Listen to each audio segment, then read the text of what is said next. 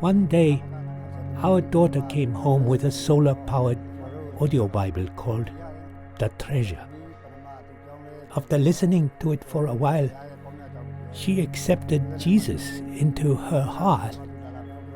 She was the only Christian in our entire village.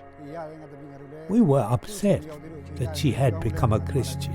We were devout Buddhists. We didn't understand why she had turned away from her Buddhist faith. She would play the treasure, and we would hear it. The words of the Bible softened our hearts. And after a few months, my wife and I both became Christians, along with the rest of our children. When the monk leader of our village heard that we have become Christians, he came to our house and told us if we were to renounce Jesus and come back to Buddhism, everything would be okay. But we refused. We told him we had found the one true God.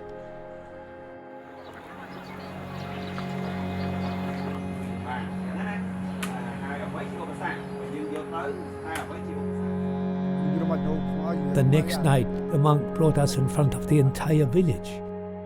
He asked our family what God we served. Our daughter stood up and said, "We serve the living God." But the monk stopped her before she could continue and sent us away. The following day, we noticed trucks leaving piles of rocks all around our house, and we did not know why. Someone had told us it was to repair the roads, but at that night we truly found out why.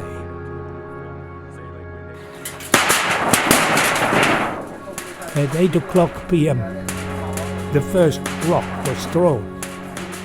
The rock flew through our window and landed on the floor. Then another. The monk gathered over 400 people from our village, someone from each household, to stone our house and to kill us. For 4 hours this continued. My wife and I huddled around our children and prayed to God to protect us. We could hear the villagers yelling at us from outside, "If your God is so great, then He will save you."